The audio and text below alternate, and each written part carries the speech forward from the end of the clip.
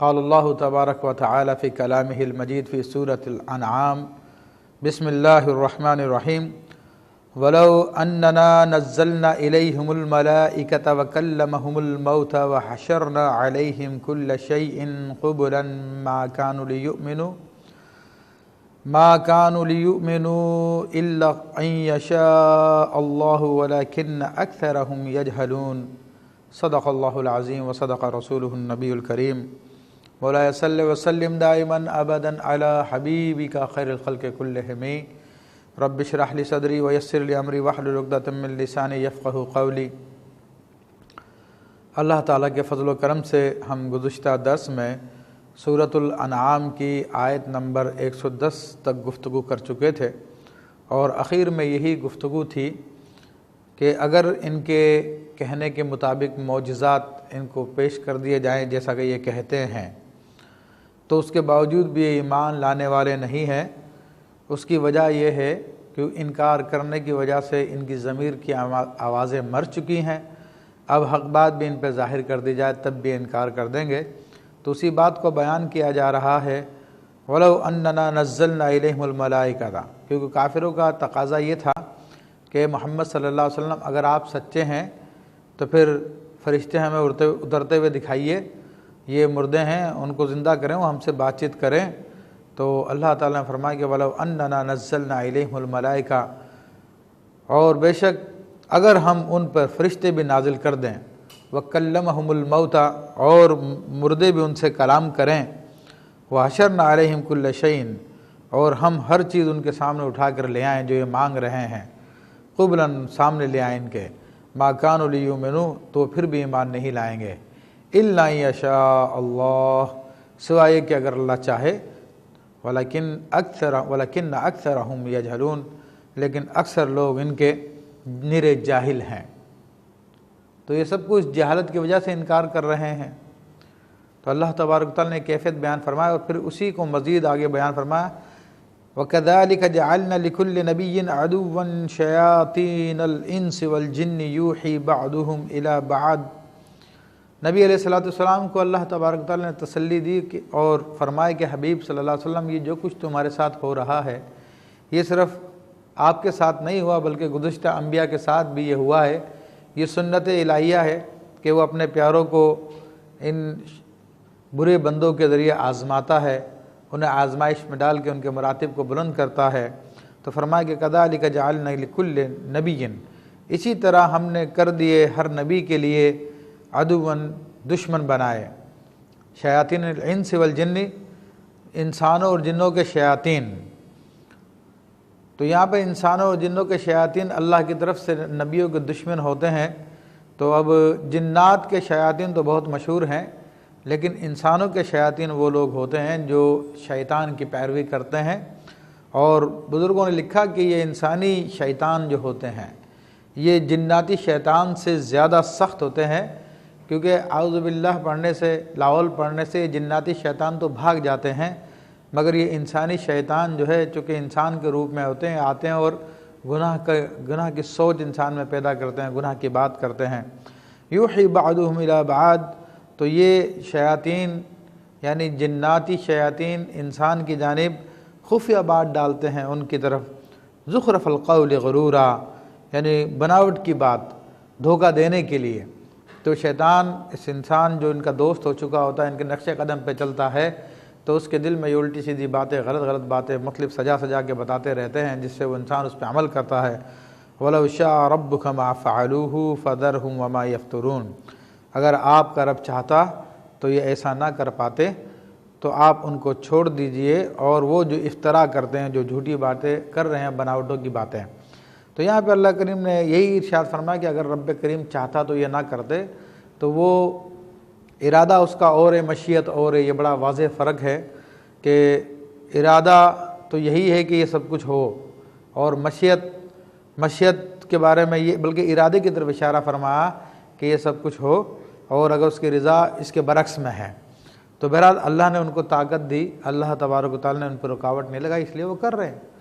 وہ تو ہے تو بادشاہ، لیکن دنیا کی زندگی امتحان کی جگہ ہے، اس لیے ان کو چھوٹ دی ہوئی ہے، کر لو جو کچھ تمہیں کرنا ہے، پھر آخرت میں تمہیں اس کا حساب دینا ہے۔ وَلِتَصْغَىٰ إِلَيْهِ أَفْئِدَةُ الَّذِينَ لَا يُؤْمِنُونَ بِالْآخِرَةِ وَلِيَرْضَوْهُ وَلِيَقْتَرِفُوا مَا هُمْ مُقْتَرِفُونَ، تاکہ اس کی طرف ان کے دل بہک جائیں، اس کی طرف ان کے دل متوجہ ہو جائیں جو ایمان نہیں لاتے آخرت پہ، وَلِيَرْضَوْهُ،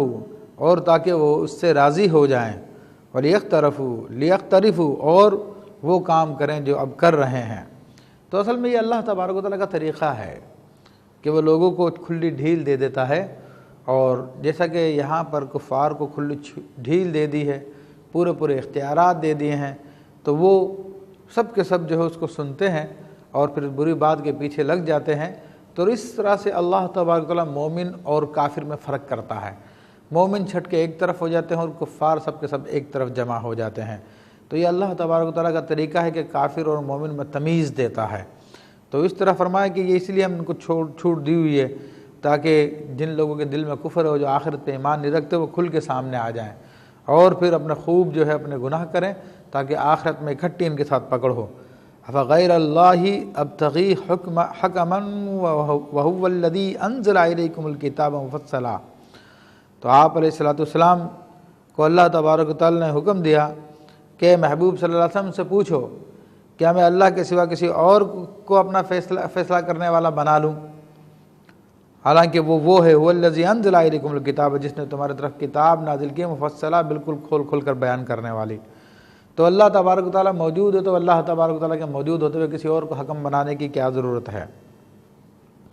تو یہاں پر کفار کی طرف یہ بھی تھا، ایک یہ تقاضا تھا کہ آپ ہمارے اپنے درمیان فیصلہ کر لیں کسی کو بٹھا کر۔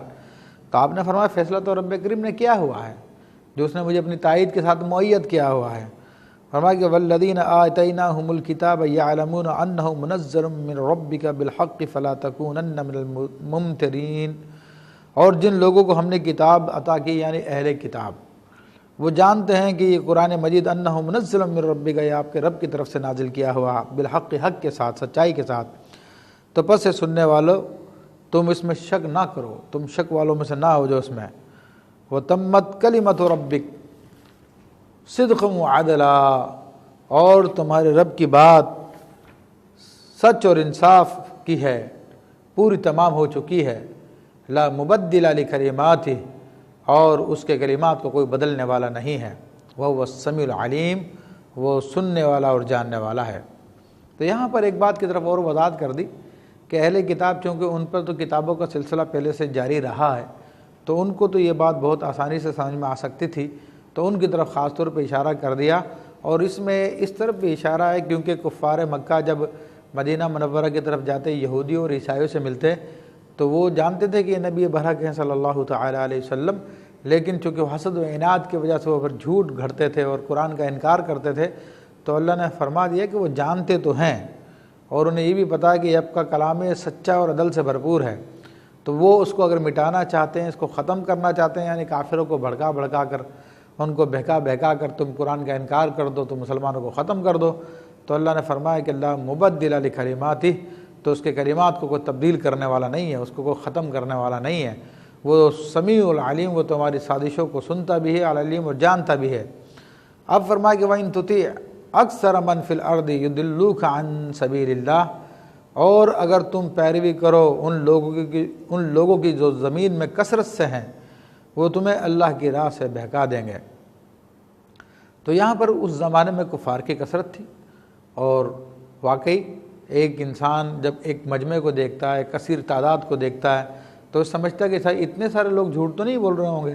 تو اسی طرف اشارہ کر دیا کہ تم ان کی کثرت کی طرف مت جاؤ اور کثرت کو دیکھ کر جو ہے ان کی باتوں میں مت آ جاؤ، ورنہ یہ کثرت والے لوگ جن کی تعداد زیادہ ہے وہ تمہیں بہکا دیں گے، راہ حق سے ہٹا دیں گے۔ اور ہر زمانے میں کفار کی کثرت رہی ہے، اکثر ایسے لوگ رہے ہیں جو کہ اللہ تعالیٰ کے کلام پہ لبیک نہیں کہتے، فرمایا کہ وَأَكْثَرُهُمْ لَا يَعْقِلُونَ، ان میں سے اکثر لوگ عقل نہیں رکھتے ہیں، وَأَكْثَرُهُمْ غَافِلُونَ، اکثر لوگ غافل ہیں۔ تو اس میں ایک اشارہ یہ بھی کر دیا گیا کہ ہمارے یہاں پہ جو جمہوریت کا طرز حکومت ہے، جس میں ڈاکٹر اقبال نے کہا کہ جمہوریت ایک طرز حکومت ہے کہ جس میں سروں کو گنا جاتا ہے، تولا نہیں جاتا، تو اس میں یہی دیکھا جاتا ہے کہ اکثر لوگ کس طرف ہیں، اور اکثریت کے فیصلے کو ایبسلیوٹ سمجھا جاتا ہے، مطلق سمجھا جاتا ہے کہ اکثریت مل کے جو بھی فیصلہ کر دے بس اسی پہ عمل کیا جائے گا، چاہے وہ غلط ہو چاہے صحیح ہو۔ اور آج دنیا کے کفار ممالک اکثر اسی پہ چل رہے ہیں، تو چونکہ اکثریت فسق و فجور میں پڑی ہوتی ہے، گناہ کی طرف مائل ہوتی ہے، تو ان سوسائٹیز کے اندر یہ جنس پرستی عام ہو چکی ہے، شراب جوا یہ ان کا ایک عام معاشرہ بن چکا ہے۔ ان برائیوں کو اکثر لوگ صحیح درست سمجھتے ہیں اور کرتے ہیں۔ پھر اسی طرح اللہ تبارک و تعالیٰ نے اس میں ایک یہ بھی اشارہ کر دیا ہے کہ ان کی ہمیں پیروی نہیں کرنی اکثر لوگوں کی، ان کی کثرت کو دیکھ کے، یعنی جمہوریت کی نفی کی گئی ہے۔ اور بڑی دلچسپ بات یہ کہ ایک مرتبہ USA میں الیکشن ہوئے تو میں نے خود اخبار میں یہ نیوز پڑھی کہ ایک علاقے میں کتے کو کھڑا کیا گیا الیکشن میں، اور لوگوں نے پھر اس کے حق میں اور اس کے خلاف ووٹ ڈالے، یہاں تک کہ کتے کو اتنے ووٹ ڈالے کہ کتا جیت گیا۔ اب دیکھیے انسانوں کی مت ماری گئی ہے کہ کتا بے زبان جانور ہے جو کہ کچھ بھی نہیں کر سکتا،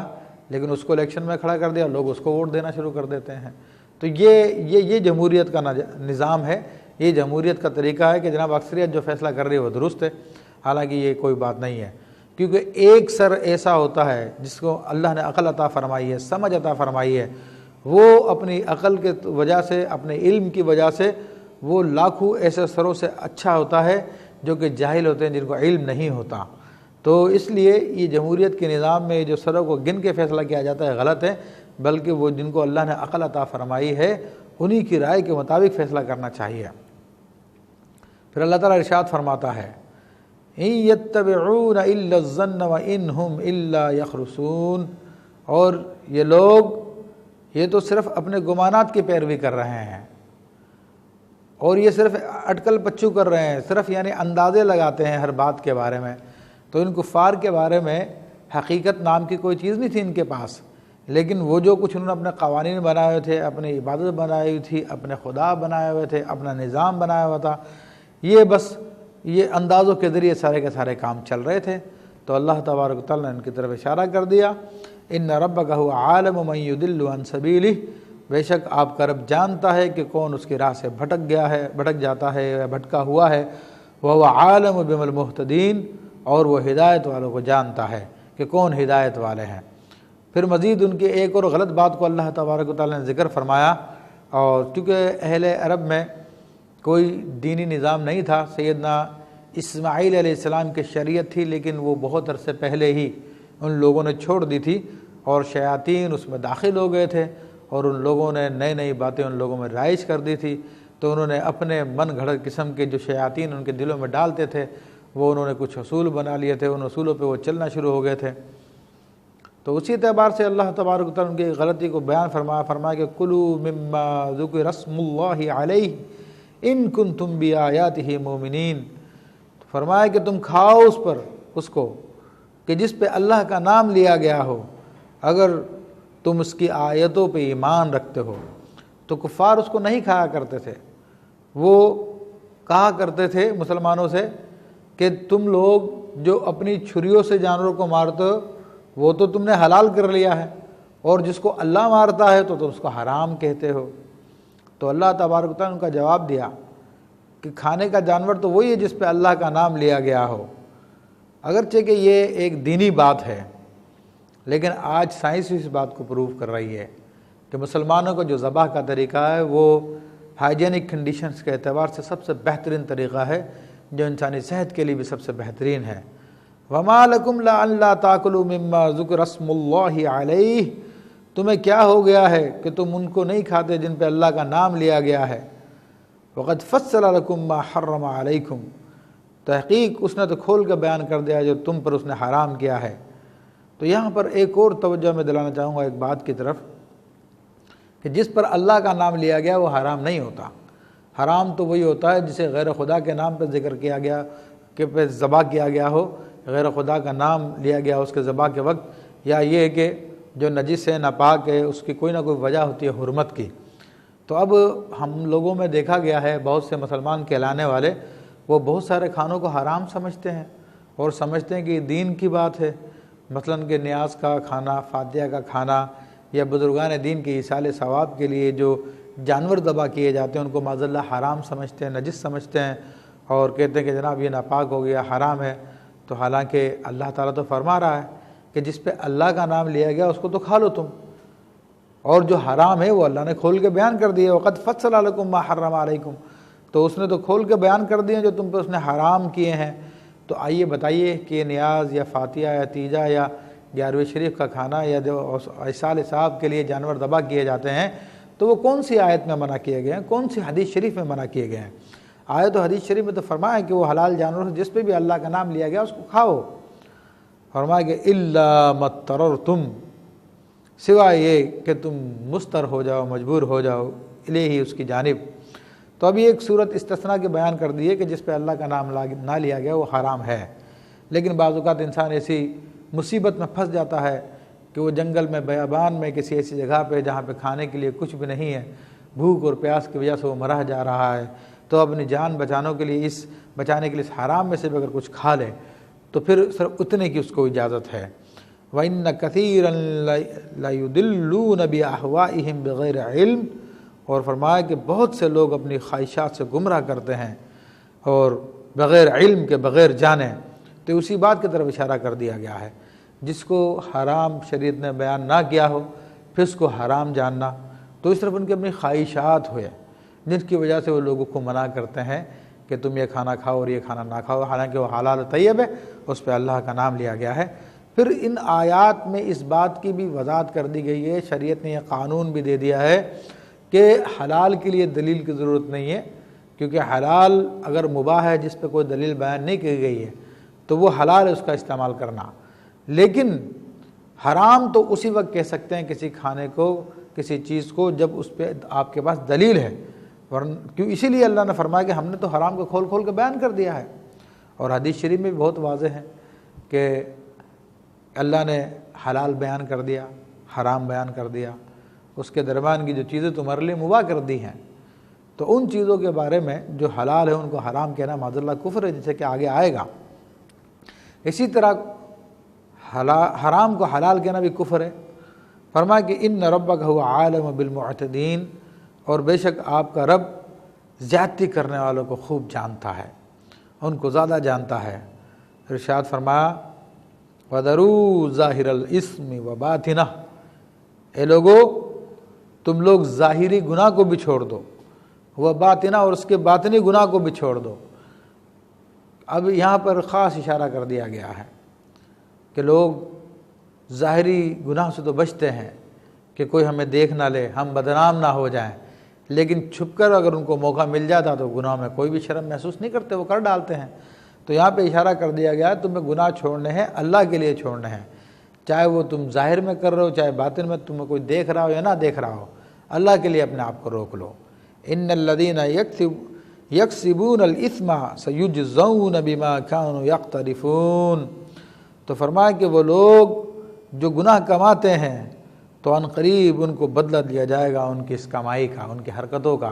کہ گناہ پر ان کو عذاب ملے گا۔ اور فرمایا کہ ولا تاکلوا مما لم یذکر اسم اللہ علیہ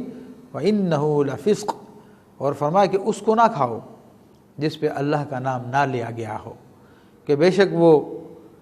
حکم عدولی ہے، وہ نافرمانی ہے۔ تو جتنے بھی وہ جانور جن پہ اللہ کا نام نہ لیا گیا ہو ان کے ذبح کے وقت تو وہ حرام ہو جاتے ہیں، اور ان کو کھانا اللہ نے گناہ قرار دیا ہے۔ تو بہرحال وہی جانور حرام ہوتے ہیں جن کو غیر خدا کے نام پہ ذبح کیا جائے۔ اتنی آیات ہم نے پہلے بھی پڑھی، پہلے بھی حکم آیا، اور یہاں بھی ہم نے پڑھی آیت طیبہ، کہیں بھی اللہ تبارک و تعالیٰ نے وہ بات بیان نہیں فرمائی جو آج کل ہم نے دیکھا بعض لوگ مفسرین کہلاتے ہیں اور اپنے طور پر وہ دین کی باتوں میں اضافہ کر دیتے ہیں۔ مثلا مسلمانوں میں ایک عام عادت ہے، دنیا بھر کے مسلمانوں میں، کہ وہ بزرگوں کے ایصال ثواب کے لیے وہ جانور کو ذبح کرنے کی منت مانتے ہیں کہ ہم اللہ کی راہ میں اس جانور کو ذبح کریں گے اور اس کا ایصال ثواب فلاں بزرگ کو پہنچے گا، اور پھر وہ اس جانور کو لے کے اس بزرگ کی مزار پہ چلے جاتے ہیں، کسی خاص جگہ پہ چلے جاتے ہیں، وہاں پہ ذبح کر کے خود بھی کھاتے ہیں، دیگر لوگوں کو بھی کھلاتے ہیں۔ تو میں نے معاذ اللہ بعض مفسرین جو کہلاتے ہیں لوگوں میں ان کو سنا کہ اللہ کا نام جس پر نہیں، غیر خدا کا جس پہ نام لے دیا گیا ہو تو حرام ہو جاتا ہے۔ اب غیر خدا سے مراد یہ کہ زندگی میں جانور کو ذبح کرنے کے دوران بھی اگر کرنے سے پہلے بھی اگر کسی کا نام لے دیا، مثلا یہ 11ویں شریف کا بکرا،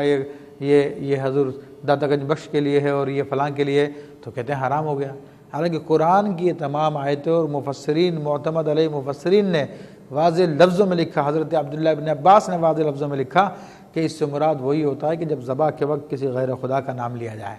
ورنہ عام زندگی میں پہچان کے لیے تو نام لیے جاتے ہیں۔ قربانی کے جانور کے بارے میں کہا جاتا ہے کہ یہ فلاں کی گائے ہے، یہ فلاں کی بکری ہے، یہ فلاں کی بھیڑ ہے۔ عقیقے کے لیے کہا جاتا ہے کس کی طرف سے عقیقہ ہو رہا ہے، بولنا فلاں کا عقیقہ ہے، فلاں کا عقیقہ، تو وہ حرام نہیں ہوتے۔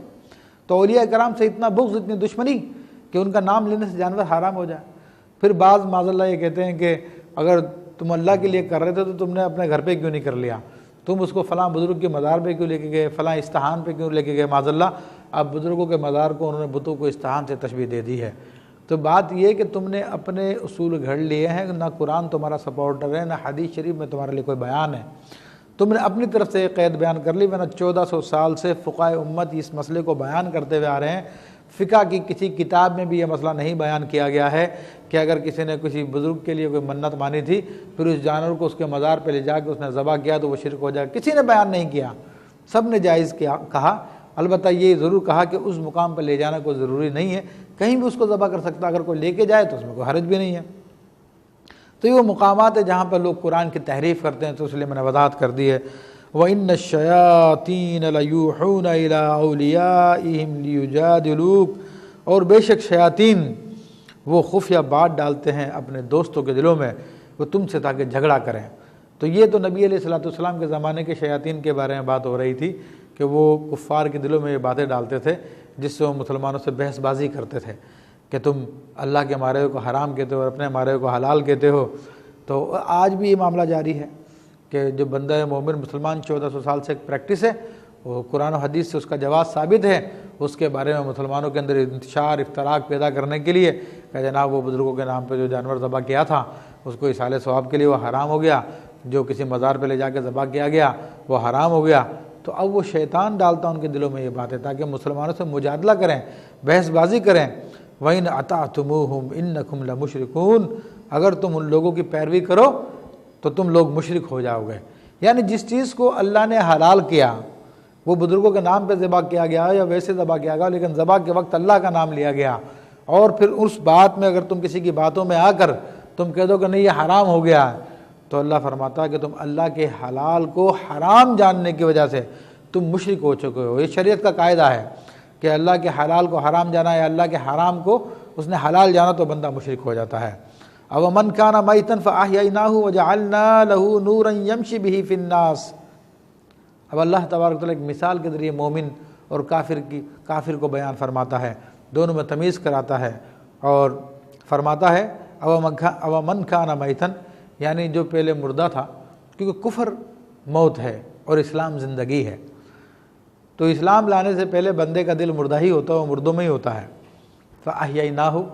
تو ہم نے اس کو اسلام کی دولت دے کے اس کو زندہ کر دیا۔ وَجَعَلْنَا لَهُ نُورًا يَمْشِي بِهِ فِي النَّاسِ، اور ہم نے اس کے لیے نور بھی بنا دیا، اب وہ لوگوں میں چلتا ہے نور کے ساتھ، ہدایت کے ساتھ اسلام کی۔ کمم مثلُهُ فِي الظُّلُمَاتِ، کیا اسی کی طرح ہے کہ جو اندھیریوں میں ہو، کفر کی اندھیریوں میں ہو، یعنی کافر ہو، لیس بخارج منہا، اور اس سے کبھی نکلنے والا نہیں ہے، تو کیا یہ مومن اور یہ کافر دونوں برابر ہو سکتے ہیں؟ تو یہ اس وقت سمجھایا مسلمانوں کو اور بتایا، اور کفار کو بھی بتایا کہ تم لوگ کفر کے اندھیریوں میں ہو تو تمہارا مقام اور ہے، اور جو لوگ اسلام لا کر مسلمان ہو چکے ہیں، ان کے دل روشن کر دیے گئے ہیں، تو ان کا مقام اور ہے، یہ برابر نہیں ہے۔ اسی طرح اشارہ ان لوگوں کے لیے بھی ہے کہ جو بزرگان دین کی اصالت ثواب کے لیے جانور ذبح کیا جائے، نیاز فاتحہ نتیجے کے لیے جانور ذبح کیا جائے، اس کو حرام کہہ دیتے ہیں۔ تو اللہ یہاں پہ فرما رہا ہے کہ وہ آدمی جس کے دل میں اسلام کی دولت ہے، اسلام کا نور اس کے ساتھ موجود ہے، دین کی تعلیمات اس کے ساتھ موجود ہے، تو کیا تم اس کو صرف جانوروں کو ایصال ثواب کرنے کی وجہ سے یا تیجا یا یہ 40واں کرنے کی وجہ سے تم اس کو مشرک کی طرح قرار دے دو گے، اس کے کھانے کو بھی تم حرام قرار دے دو گے؟ تو بڑی وضاحت کے ساتھ اللہ تبارک و تعالیٰ کی یہ آیتیں زندہ آیتیں ہیں جو بیان کر رہی ہیں۔ كَذَلِكَ زُيِّنَ لِلْكَافِرِينَ مَا كَانُوا يَعْمَلُونَ، تو اسی طرح کافرین کے لیے وہ چیزیں، ان کے اعمال ان کے لیے سجا دیے گئے ہیں۔ یعنی وہ جو کفار مکہ تھے وہ اپنے معاملات کو بالکل درست سمجھتے تھے اور کہتے تھے کہ جناب ہم تو بڑے صاحب عقل ہیں، ہمارے معاملات تو بڑے مضبوط ہیں، ہم ہدایت پر ہیں۔ تو یہ اللہ تبارک و تعالیٰ نے ان کی کیفیت بیان کی۔ اسی طرح آج جو لوگ مسلمانوں پر شرک کے فتوے لگاتے ہیں اور بار بار میں جناب بدعت کے فتوے لگاتے ہیں اور مسلمانوں کو گمراہ قرار دیتے ہیں، مشرک قرار دیتے ہیں معاذ اللہ ثم معاذ اللہ، تو ان کی طرف بھی اللہ نے اشارہ کر دیا کہ یہ ان کے شرک کے فتوے دینا ان لوگوں کو بڑے بھاتے ہیں، بڑے پسند آتے ہیں کہ جناب ہم تو بڑا اچھا کام کر رہے ہیں، مومن اور مشرک کو الگ الگ کر رہے ہیں، اور پیاز کے چھلکوں کی طرح اپنے آپ کو جو خالی کرتے رہتے ہیں، یہاں پہ خود تنہا رہ جاتے ہیں، شرک کے فتوے لگا لگا کے خود اپنے لوگوں کو بھی مشرک بنا دیتے ہیں معاذ اللہ ثم معاذ اللہ۔ تو یہ سلسلہ کلام جاری ہے۔ اللہ تبارک و تعالیٰ اسی بات کو مزید بیان فرماتا ہے کہ یہ کفار کس کس طریقے سے کام کرتے ہیں، کس کس طریقے سے لوگوں کو بہکاتے ہیں۔ تو انشاءاللہ تبارک و تعالیٰ مزید گفتگو اس حوالے سے اگلے درس میں کی جائے گی۔ وآخر دعوانا ان الحمد للہ رب العالمین۔